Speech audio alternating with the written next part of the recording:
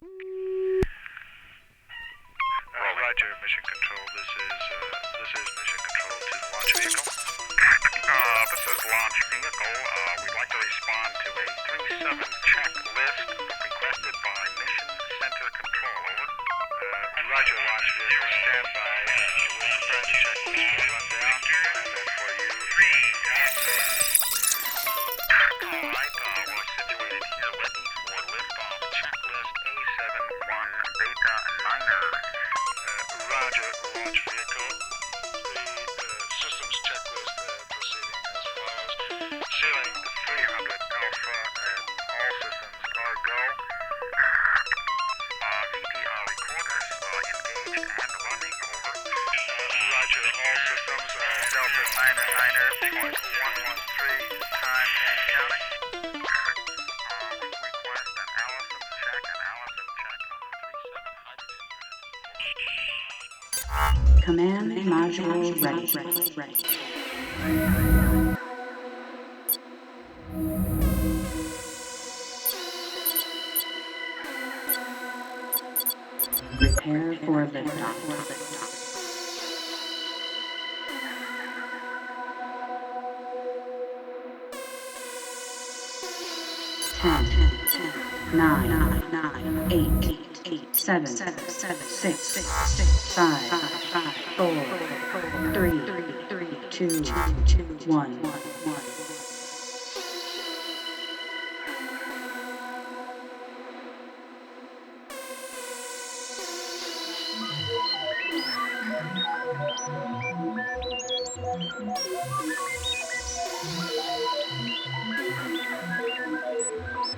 Command module ready. Prepare for liftoff.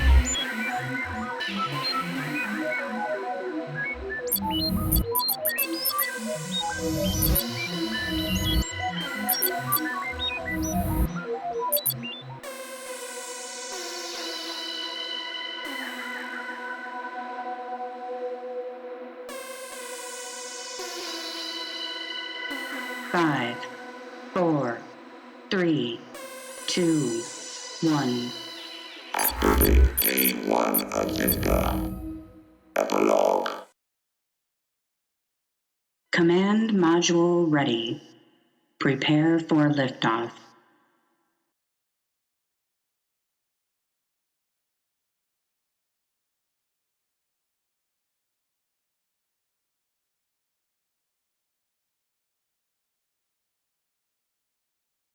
Hey, what's up, everybody? Welcome to episode 148. This is a very special episode. I'm very stoked and geeked about doing this one. Have you heard of the Belleville 3? That's Juan Atkins, Derek May, and Kevin Simonson. The three of the original creators of Detroit Techno. A very important genre to me, as well as other artists and all other artists around the world. I'm very excited about doing this special interview with an unsung hero of Detroit Techno. His name is Marty Bonds. Please check this out. Marty Bonds, very important, unheralded hero in Detroit Techno.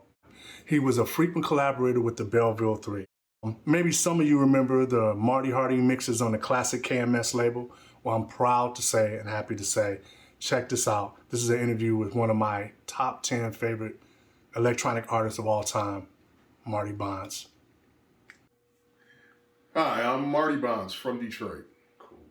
So, Marty, thank you for doing this interview, man. It's much appreciated. I've been wanting to do this one for a long time. My first question to you is, what made you decide to get involved in this kind of music? Boy, that goes back to probably middle school. Wow. When I was exposed to a lot of music that incorporated synths and drum machines and that, and I always kind of wanted to, learn how to do it. And one way to do that is to acquire some of the equipment. But that stuff, especially back in the late '70s, early '80s, a lot of us couldn't afford that stuff. Okay. So as the '80s approached or whatever, and toward the mid '80s, then some stuff was affordable, I guess. Okay. Well, my next question is: so, what made you? I mean, you were a little kid and stuff. So, what made you like? How did you get into like electronic music? What made you like that style of music? Well, I started out in public school. There was a decent amount of a budget for music programs, Gotcha. band and whatnot. Yeah. Tells you my age because that's a long time ago. Public schools, I don't think they do that hardly anymore. Yeah. But yeah, so when I started to hear synthesizers and non-acoustic, non-conventional instruments or whatever, like, well, how are they making that sound? And I've always been the type of cat that I always try to take things apart when I was a kid. My parents would, at first they would be upset about it, and then they would like, let him do it because he always puts it back. So I always been kind of a guy that's into electronics and mechanics or whatever. And you just went from there, from music to conventional instruments to electronic instruments. So tell me this then. What was some of the type of stuff you listened to growing up? Like what kind of music? Well, I'll tell you the one thing that really struck me when I first heard Trans Europe Express on actually a local FM station, and I still remember the call as WDRQ. Ah, yeah. And that was in the 70s, but it wouldn't be in regular rotation. So absence makes the heart grow fonder, I guess. Yeah. So and it's like, what is that? What is that? What is that? Along with other artists or whatever that made heavy use of synths. Okay, well, I gotta ask Gary you this. Wright Here. and some others, yeah. Thank you. That's what I was gonna say. Can you name some of the artists that you used to listen to? I'm terrible at names. I can't, but I remember Gary Wright. Of course, and everybody knows, Bernie Worrell. Right. That's a given there. Right. I guess back then maybe. Well, this is more of the '80s with YMO and some of the other groups or whatever. Who else? I think you were more into. I know you were. That's what I'm saying. That was way ahead of my time. That stuff. It took me a while to really get into that stuff. Yeah, but that's the stuff that made you get up and go find a record store that had like imports that you normally wouldn't see in your larger record stores. Gotcha. Yep. My next question is, how did you find yourself involved in Detroit techno? Actually, it's probably the same story most people have. When Cybertron was a pretty popular group with us in our age group or whatever. Right. And because of that, it's like, oh wait a minute, this is a black guy. A young black dude, or two black guys and one white guy, everyone put it. But anyway, the bottom line was, hey, if they can do it, maybe, maybe we could do it. Right. If we just, like I said before in the beginning, if you could acquire some of the equipment and then and get the most out of it, No, I mean, but I guess what I want to say too, I mean. Yeah, but I'm saying, like, what got you, like, I know I met you at Metroplex. I mean, just to say a little bit about you was just like, I met you at Metroplex. You was doing stuff for Metroplex, Transmat, KMS. I mean, how did you actually, who was the first person actually, that's you met? my older brother. That's Brian Bonds. And and he knew Juan Atkins. Gotcha. I'm not sure how they met, but he knew Juan. And my brother would take a cassette of some of the stuff I worked on. And it was never meant as a demo or anything. Gotcha. It's just, hey, somebody else is doing stuff like this and blah, blah, blah. And next thing I know, Juan is contacting me, and it's like he had me come down to Metroplex and he asked, could he take one of my tracks and submit it to a compilation album. Damn. And it's weird how that happened because after that, of course, there was an advance because this was a division of, I think Virgin UK. Yup, that first techno album. And I'm, young. I'm probably like 23, 24. Yeah. And Juan propositioned me with, hey, let me keep the advance and you stay here. I'll give you a key, access to Metroplex Studio and that. And from there, from there I've been in probably the best college I think there ever was this side of the Mississippi because you learned a lot between KMS, Metroplex, and Transmat. Yep. Now I know I was talking to my friend DJ Mako from Detroit in Effect, and the thing that we were talking about was like how many things that you've actually been involved in related to wine and the Model 500 stuff. I know Ocean to Ocean, that's one of my favorites, man. I'm like, you know, and I always had the record, and I'm like, didn't really pay attention. I saw, you know, Strings by Marty Bonds, but you know, just for shouts out to Mako, but we wanted to, man, we got so many questions to ask you. How did you get involved with, I mean, you know, what, I mean, that's a true honor because wine didn't work with everybody. So for him to say, damn, let's do something together. That was what that felt it like. Was with Juan. You know, Juan is kind of a quiet guy, and it seems like stuff would just pop after everything settled down because it was always busy at that corner. You had those three labels there, those three guys there, but Juan was more of a quiet introvert or whatever.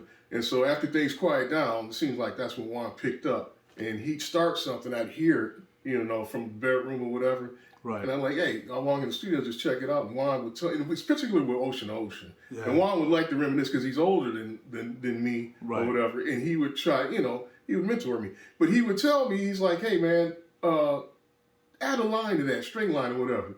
And he's like, and I go to a sequencer, and he would say, nah, man, you know how older folks do. We didn't have that back in those days. Just play it by hand. So I think that was probably the first little line I played live or whatever on that one. And it, you know, and every now and then, and like I say, Juan is quiet and that, and sometimes I'd be working like when I think it was Circuit. You sit in the studio, and if I could turn for a minute, so you turn you know. The doors to your back. Got you. And you're sitting there playing, you don't, and it's 3, 4 in the morning, it's just you. It's quiet. And all of a sudden you turn around and look, like, hey, man, how long have you been sitting right there? Juan would be sitting there just listening. And he would tell you he's like, hey, man, did you record that? Wow, man, I'm just messing around. Man, always record. We can buy more tape. Always record. So it's like little things like that. Like I said, I learned a lot of stuff. But I think, though, man, you know, after all these years, I think you're being modest because... hey man, like he really didn't work with people, and it's like for him to see, he saw something in you for you to, you know, to be able to do that. But I know that for me, it was like when I came down there, I met you and Shake at the same time, and the thing that I liked most about you guys was there was. Really, it was no ego, man. You know, it was like I had been meeting a lot of techno artists, and you know, in Detroit, and they just kind of came off kind of weird to me. It was just like they had no conversation for you. They were just weird people, man. And so when I went down there, you guys was like so open, like, hey man, hey, you want to know how to work this? First time I saw Pro 1, sequential circuits Pro 1. And he was like, oh man, that's all you got to do. He was just so like nonchalant, like, oh man, you just trigger it like this and hit this and boom, boom, boom. And then, you know, I realized like you really giving away secrets that people probably didn't even know. People didn't know none of that stuff. So I honor you, man. And like I said, you're one of my favorite artists of all times. You a legend. Don't think you ain't. But how did this, from you working with Juan, how did it go into working with, I think you were at Transmat, and then you was at KMS. How did that stuff come about? Well, I never really did much at Transmat, but I did get heavily involved at KMS. Right. It just so happens, right place, right time.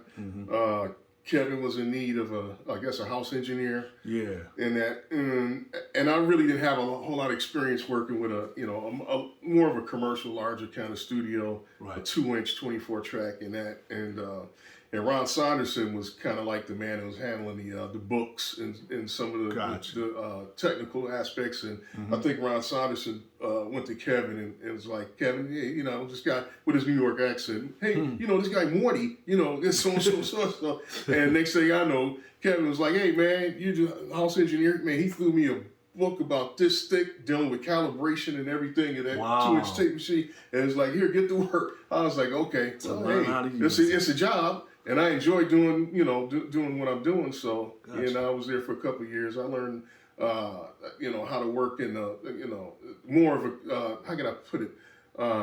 Not so much for myself and what I wanted to do, but learning how to accommodate other musicians gotcha. in that and do it in a timely manner because they're paying about an hour Gotcha. or they're invoicing a company, you Gotcha. know, this, that, and the other. And to be honest with you, it became kind of like work. Yeah. Oh So, yeah. Oh yeah. Yeah. So I remember you had a time I'll card. take the experience. You had a though. time card. Y'all was Yeah. punching time cards and everything. Okay. Yep. So from there, how did you end up working with Kevin? Next thing you know, I'm buying records. I'm like, damn, Marty Bonds. Your name was on there too. I mean, working with him. So he must have said the same thing. Like, this guy's on the ball. He got some stuff. Well, like it always happens when we doing this stuff. I was messing around, working on something in KMS, and Kevin will walk by. Hey man, what are you doing with that track? I was like, nothing, man. I just, you just sent me out to buy some new equipment, and I'm playing around. Hey, can I use that for NSC? I think, I think one of them was Save the Children and some other remixes. Because we're always there. We live there. Right. So, if you're not, getting together, capping on each other, then you're in the studio working. Or sometimes, we'd even have football games. But it was like, I hate to use the word commune, but... Right. We were all there. We were all there all the time, all together, but we all had the same love, and that was this music. Yeah. But I know you did a lot of, was it Tronic House? Yep. Tronic House, and then I think you did some of the early stuff, maybe when he was doing the E-Dancer stuff, you know?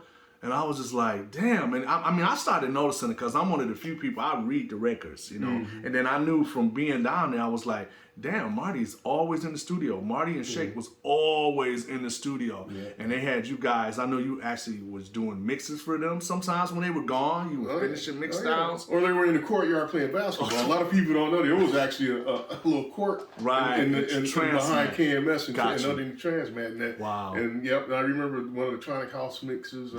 Everyone was outside. It was a hot summer day. The air conditioning wasn't half working, so I had the door open to the back where you could hear, if I was doing vocals, you'd hear them guys cussing each other out playing basketball right behind the studio. Yep. I remember, I think I was down there when you guys first was trying to start the Interface label too.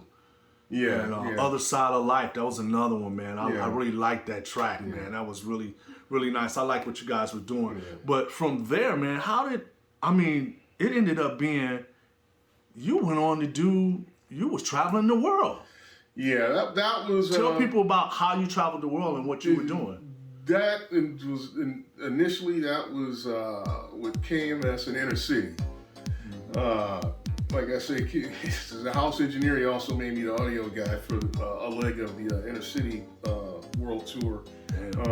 So, once again, he threw it in my lap. But I love challenging, I love the technology. So, basically, I had to prep the entire show on a Kai sampler. I think it was an S2000. It was the first. Don't get me wrong. I may be wrong on the number. Yeah. But anyway, I remember it was like the first one that had an optical drive. Gotcha. And so it allowed for more, a quicker exchange of media with larger files or whatever. And I remember I had to pull the vocals, the background vocals and that, including all the instruments and all that stuff, and looping them or whatever. But anyway, that was, I think I stayed up 48 hours straight putting that together at the last minute before we would, take off overseas for the first part of the tour. And I can remember hallucinating because I hadn't had any sleep. I bet. You still being modest, man. Yeah. They put a lot of faith in you, and you did a lot of work, man. And I think this just me speaking, not you. I just think it should be mentioned a little bit more, and it should have been mentioned a lot more. In interviews and stuff. Thanks, I with other appreciate artists, it, yeah. man. But people like me, Mako. Strand, your brother, who's in Strand and stuff. Hey, man, we always, telling people what it is that you did. Not just you, it was Shake as well, So let me ask you this. So how did Shake come into the fold, and how did y'all work out together? I don't know. Was it divine intervention? Because I didn't know. I didn't know Shake. As a matter of fact, Shake and my brother went to Western. I think they were in Western Michigan. I think they were there at the same time, but I don't think they really knew each other. Right. Until later, and somehow or another, Shake ended up at Metroplex, and and he's one of the visitors that end up living there. Gotcha. It just so happened to work out like that. But I'm saying, how did, still putting both of y'all, because y'all are two totally different people. Yeah. So how did that work out? And then, because y'all was sharing the studio. Yeah, it was great because we had the one thing in common. We loved this techno. We love Detroit electronic music. Now, I know this. Here's another thing that I noticed they don't say in interviews that I learned. I remember Shake was the king of the SB12. Oh, yeah. And I remember Shake was the first person I saw that was chopping up them break beats. Yep. Before anybody was doing them. And then the next thing you know, you start hearing, I remember Rona by Your Side had some chopped up beats in it. And then Kevin started doing some stuff with Tronic House and And I remember Shake was first. Shake, he had a milk crate and an SP12 and Shake, no knee pads. He'd get down on his knees and he'd get to pop. And man, it was like he could do it blindfolded. That and the other thing he took two was at K-2000, the Kurzweil. Oh yeah, he mastered he influenced me to the point where I got one, but I was never as fast and efficient as he was on it. Yeah, it was a workstation for him. Yep. I have another personal question. I remember, I remember when we first met, you gave me your white label, which I still actually have it. It had Serene and Sundog on it. Oh wow! And when I took that, I remember taking that home to my studio, and I was like, "Damn!" And I still to this day, I'm probably gonna play that while this is some of this interview is going on. Yeah. But oh my God, dude! Like, I mean, how did that come about? Was that just time you had in the studio late night? Say it again. We were living there. Yeah. What else were we gonna do? We pretty much broke. So you know what I'm saying? We got this equipment in front of us, and we love doing this stuff. So it's just messing around again. Yeah. Like, it's just messing around. What you got there? I'm just messing around. Let me see if I can try and add this. Blah blah blah blah blah. And that's usually how it ends up. Now, what originally that was on the Interface label, was it, or was it on somebody else's label? No, that wasn't. I don't. It got licensed. It got licensed first. I think Peace Frog. Yeah, Peace Frog, and then licensed numerous other times. You know how this business goes. Something new. You don't find out till later on. Like, wait a minute, I was licensed again. Here's another one for you. Yeah. Vessels in Distress. That's another one of my that Model 500 album. I mean that whole album was called Deep Space. And I think Vessels in Distress was on there as well, right? You're talking about the compilation? Oh, maybe Vessels in Distress. That came out as an EP, I think. Right, with was it Mind Games? I think Mind Games. You're not talking about the cover. That was on Network. You're talking about Juan's Mind Games. Gotcha. Yeah. But it had it was a 12-inch that had Vessels in Distress. I think it first went to. It may have first went RNS. to. No, before that. What's his name? Network. Yep. So, what about that on that track? Tell me something about Vessels in Distress. What did you do on that track? Almost all of it. But most of it will wind you behind me. Like, man, play that live, because I'm sitting there with the Pro 1. It's mostly Pro 1. I sit with the Pro 1, and you know how you program the sequencer. It's just, you step right, basically. First. Yeah. And then, it's a real basic, simple sequencer. Well, no, it's basic to you. Well, the average mere mortal can't do that type of stuff. But anyway, I'm sitting there fooling with it, and it's taking forever. You want to put a rest in somewhere, you turn one of the buttons down and then back up. I'm going through this tedious shit, and Juan's like, hey man, you do it like we used to. I say, okay, Juan, here we go again. Yeah. Like it used to be, they play it live. So some of the lines were played live, from the beginning. You make multiple passes on the multi-track recorder. I know you did a lot of, I always liked your string stuff. What did you use on that stuff? What were y'all using there? Well, his Pro 1, is that Kawhi? A D50, and then later on it got a Kawhi. And I get people emailing me and asking me, what did you use? You know, there's this K-1, I can't remember the exact model number, synth module, but I love that thing, and boy, did I loaded, man, I overrode every preset in there, I think. I bet you did. And what I found was later on, I started to hear stuff where people had releases where they're using those sounds. Damn. And I used to like, hey, wait a minute, man. Damn. I did. Yep. So, but like I say, that synth module, I don't know if you can still find them or not. Probably for a lot of money. Probably for a lot of money. Well, for nostalgic reasons, I wouldn't pay a lot for it. Okay. Yeah. Okay, now this question, like when you said that you were, you were doing all these tracks and you were working on stuff, and it's like, how much time did you spend in the studio? Because you were really, literally, like you said, living there, right? Yeah. You were living there. Yep. So, I know for me coming down there, what shocked me the most was like just the amount of people that was coming through there. Can you name who you see like on a daily basis or weekly? Just name some people. Well, you can't forget the graphic artists that were down. Hawk, my man. Abdul Hawk, yeah. Hawk and Mike. Trying to remember some of the other cats' names. I can't off the top of my head now.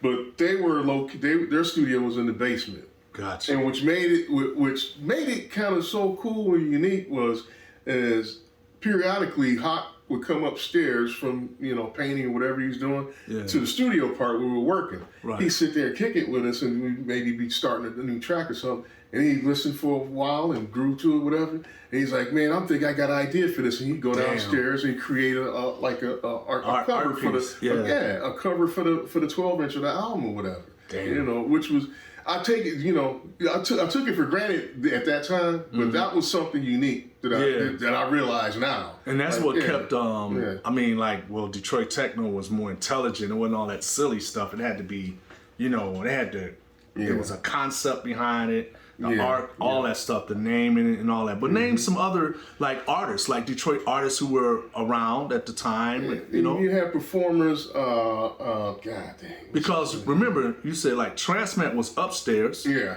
And KMS was next door. Yep. So, we used to hear it, like, okay, since Transmat was upstairs and I lived downstairs at Metroplex, you would hear, when, like, Carl Craig was there. Because you hear some hearing some funky ass beats going on upstairs and funky bass lines and that or whatever. Or, on occasion, I hear Derek up there working, messing around. Well, and I do remember one occasion though, when Derek, because I've rarely seen Derek work, but one occasion I can remember, I think is it Salsa Line? I'm trying to remember the track. But I remember him coming downstairs, it's like 5, 6 in the morning. Really? I'm trying to sleep. And he decides to do the mix downstairs. While you're trying to sleep. Yeah. But I didn't mind because the track was sweet. Derek was the king. I think it was a Yamaha TG55 effects processor. Wow. I think that's what it was. But it was an effects processor with, that sound Derek has. Flange when he puts, the almost like a flange. Yeah. And a slap or gated reverb. Yeah. On the percussion and that. Gotcha. And yep. Well, man, so I remember,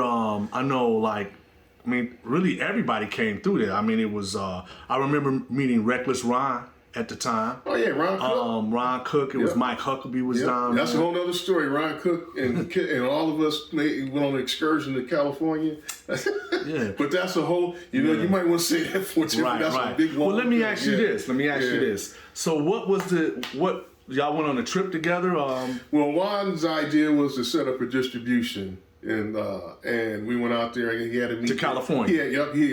Juan had a meeting in California at Capitol Records or whatever, and ended up staying out there for probably 3 months before I came back. But I don't know how it went with that and Juan because people, we started like I say, it was about 7 or 8 of us doing y'all and even Mark Taylor, if you know who Mark Taylor is from brother from Flint. I know Mark. Yep. And then I don't know what. I'm glad I went for the experience. Although I lived there for a couple of years before that when I was in middle school. But gotcha. Yeah, I'm glad I got to go back and and whatnot and hang and that. But anyway. Yeah. Now, this is just another personal question of mine. Tell me, who are some of the people that you've ran into or know or met? Some of these famous people. I know it's a few. I know there's some that I know that people don't know. At the time when I was at, I know you went to the y'all went to New York Music Seminar, right?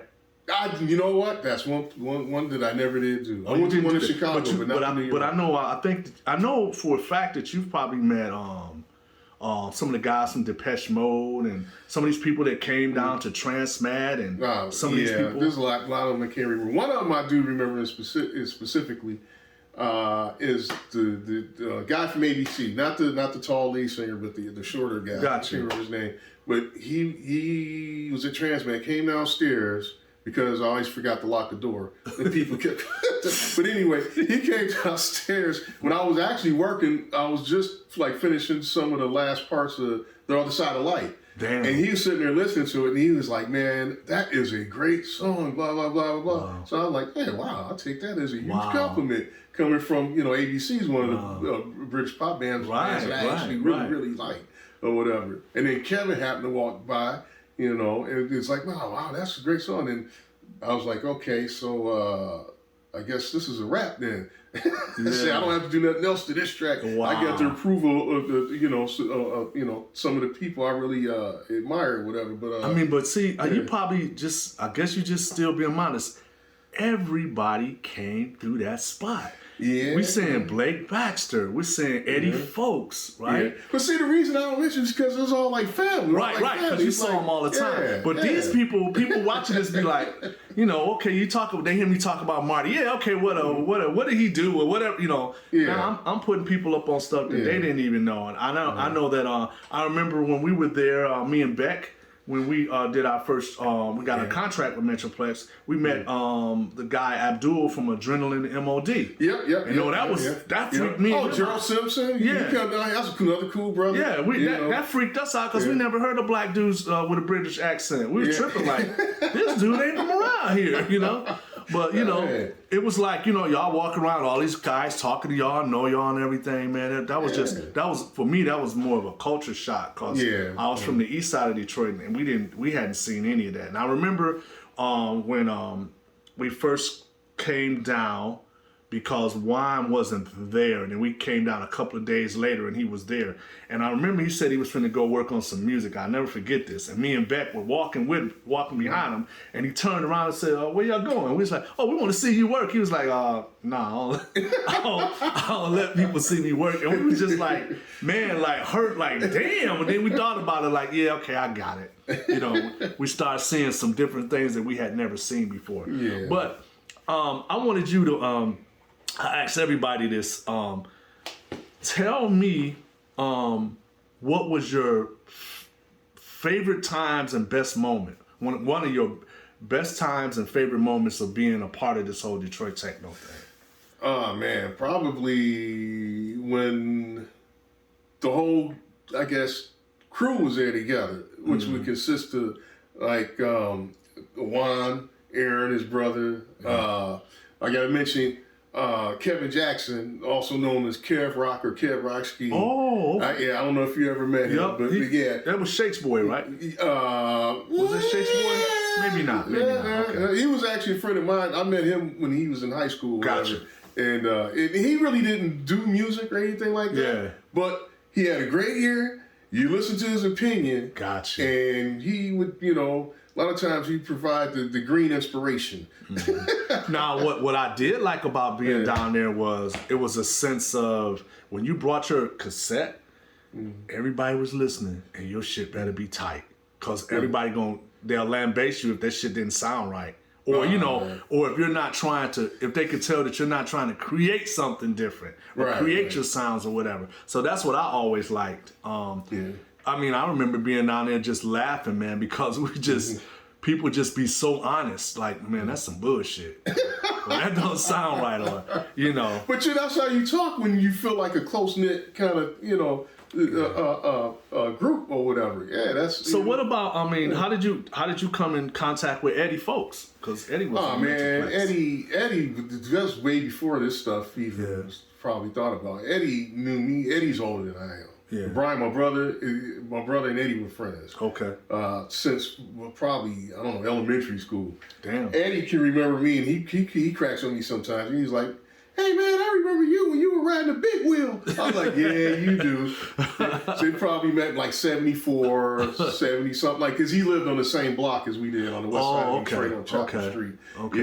Yeah. So you had contact with Paris Gray, right? I mean, because she was in Inner City. Yeah. So what type of person was Paris? Because she was the lead singer in Inner City, man. Sweetest person, man. She's so cool. Wow. It's so sweet. It's nothing diva-like about her whatsoever, man. She's just down to earth, cool. That's cool good to people. know. Yep. That's good to know because I met her once. And it was willing to help people too. You know what I mean? Give you advice, this, that, and the other, and so forth. Wow. Matter of fact, I think one of the tracks I co-produced for Inner City, because I didn't do commercial stuff, and Juan we kind of like not look down on that stuff, but it was like, man, we're not about vocals, no pianos, no vocals, no this, that, and the other. That's why I was kind of reluctant about it. But I liked the song so much that I stuck with it. I'm glad that anyone I liked it, obviously, because he started a subsidiary label, the Interface or whatever. Right. But yeah, that was and she's real cool, man. That's good. I'm so I'm so glad I got to work with her. What was it like working with Kevin then? You know, Kevin, out of everybody talks about those three guys, right? Yeah.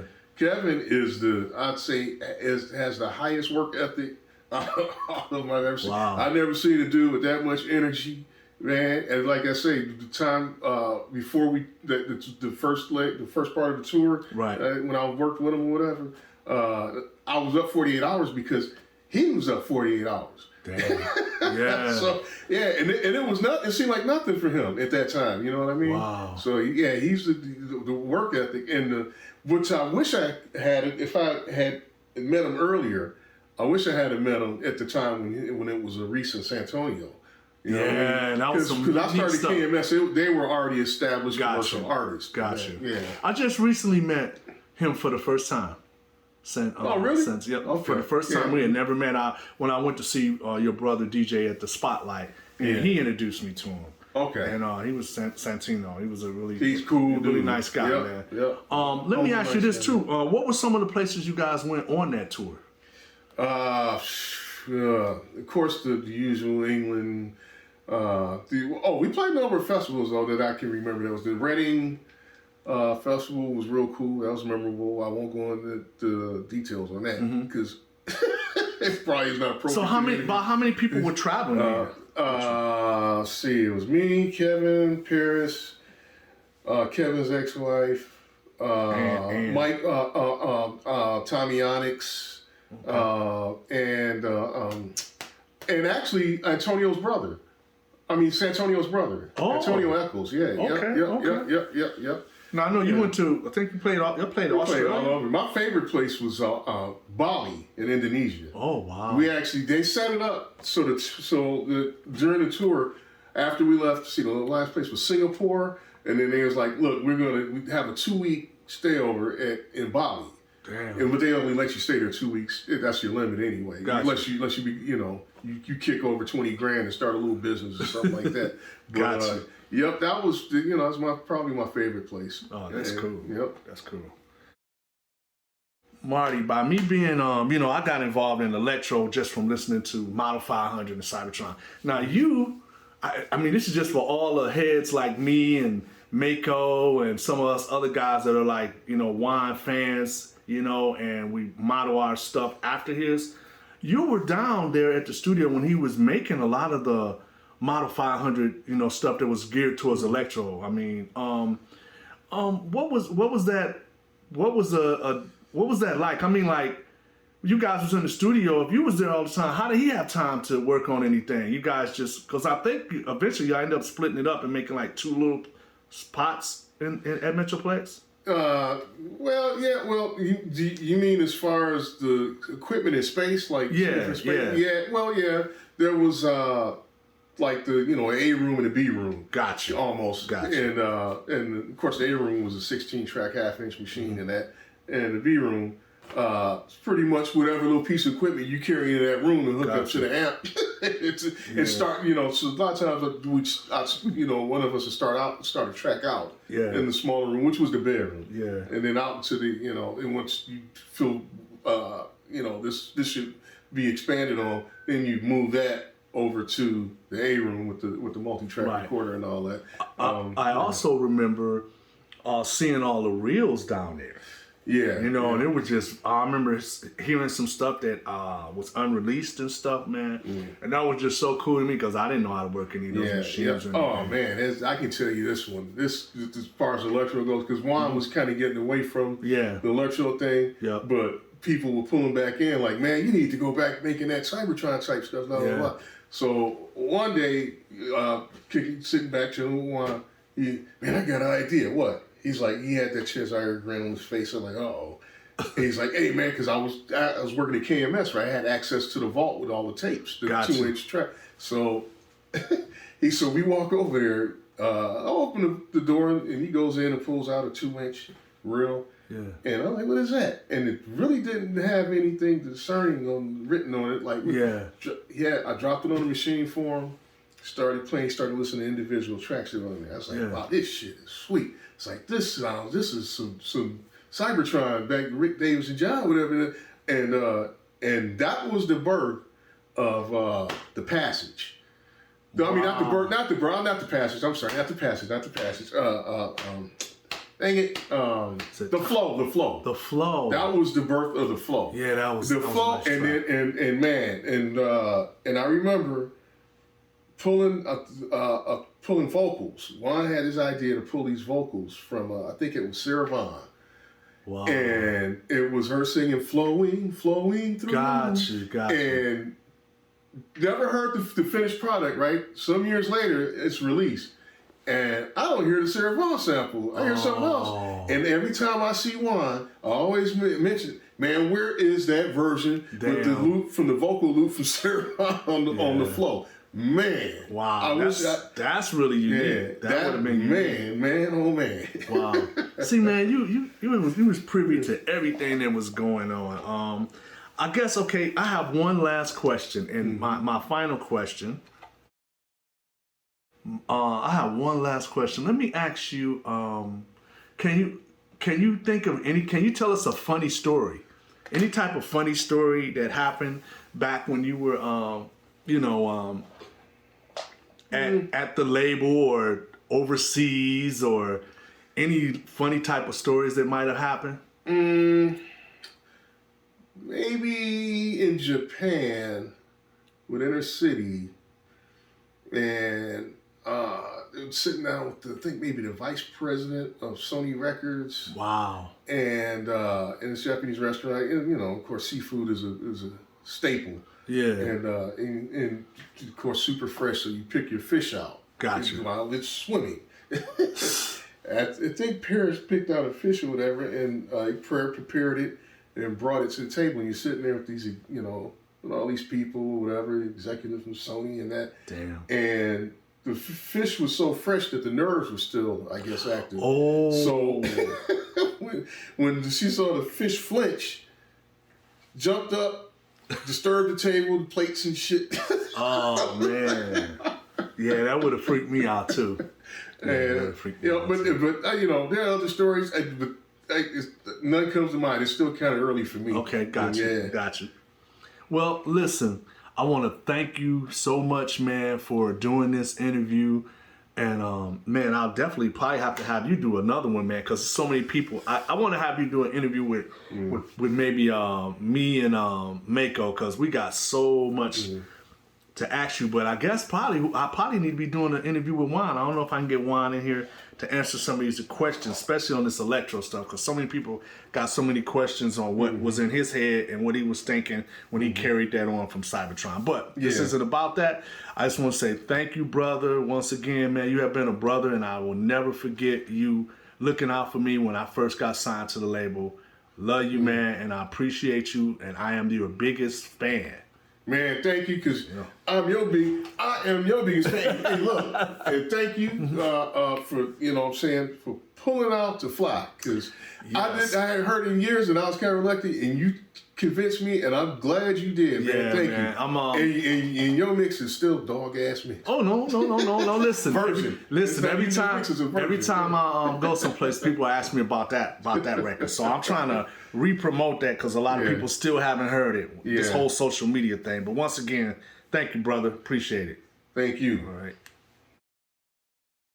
Thank you, Marty Bonds, for taking the time out to do an interview with me. I am one of your all-time top fans, man. Appreciate it. Marty Bonds, not only is he's a fantastic and influential artist, he's also a great guy, very humble, as you can see in the interview. I mean, sometimes it was kind of hard to pull things out of Marty because Marty, he don't get that excited about things and stuff, and Marty is just the coolest cat you want to know, man. Once again, love you, brother. Over the years, he's been nothing but kind and supportive of me. Love you, man. Support you in anything you plan on doing or whatever you're doing in the past, future, past, whatever. It was a pleasure. Thank you, Marty Bonds, for doing this interview. Hey, I just wanted to say, everyone, please hit that subscribe button for YouTube and please subscribe to my page. I really have enjoyed all the support I've been getting, but hey, like this and subscribe to this page. Keith Tucker K-1. Hit the subscribe button. Thank you.